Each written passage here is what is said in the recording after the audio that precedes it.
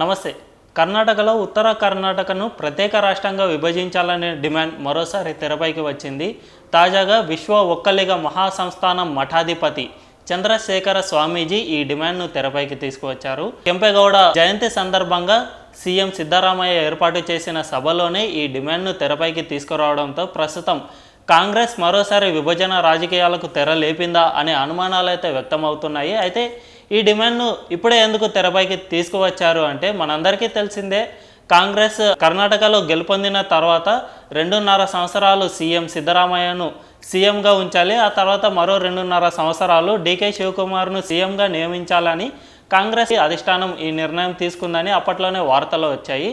అయితే డీకే శివకుమార్ 2.5 సంవత్సరాలు ఆగడం లేదు, ఇప్పుడే సీఎంగా కావాలి అని భావిస్తున్నట్లు సమాచారం. దీనివల్లే ఈ ఉత్తర కర్ణాటక ప్రత్యేక రాష్ట్రంగా విభజించాలి అనే డిమాండ్ను తెరపైకి తీసుకువస్తున్నట్లు తెలుస్తోంది. తాజాగా చంద్రశేఖర స్వామీజీ ఆరోపించిన విషయాలు ఏమిటంటే, సీఎంగా ఉన్న సిద్ధరామయ్య ఉత్తర కర్ణాటకను అంతగా పట్టించుకోవడం లేదు, ఇక్కడ అభివృద్ధి ఏమాత్రము చేయడం లేదు, కాబట్టి తమకు ప్రత్యేకమైన రాష్ట్రాన్ని ఏర్పాటు చేయాలని చంద్రశేఖర స్వామీజీ తెలిపారు. అంటే సీఎంగా సిద్ధరామయ్య ఫెయిల్ అవుతున్నారు, ఉత్తర కర్ణాటకను ఏమాత్రం పట్టించుకోవడం లేదు, కాబట్టి అతన్ని వీలైతే మార్చాలి, లేదంటే కొత్త రాష్ట్రమైన ఏర్పాటు చేయాలి, అప్పుడైనా ఉత్తర కర్ణాటక అభివృద్ధి చెందుతుంది అని చంద్రశేఖర స్వామీజీ చెబుతూ ఉన్నారు.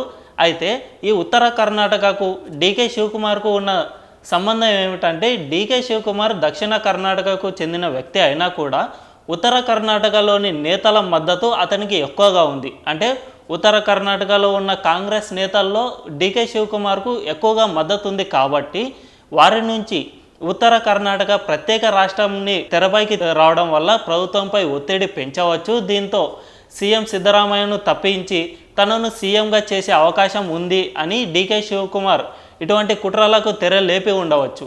అయితే కర్ణాటకలో అంతర్గత పోరు, సీఎం పదవి కోసం రాష్ట్రాన్ని విభజించేంతగా కాంగ్రెస్ ప్రయత్నిస్తోందంటే భవిష్యత్తులో ఈ డిమాండ్ మరింతగా ఉత్పన్నం అవుతుందా, అంటే ఈ డిమాండ్ కాస్త ఉద్యమ రూపం దాల్చుతుందా అనే విషయాలు తెలియాలంటే మరికొద్ది రోజులు వేచి చూడాల్సిందే.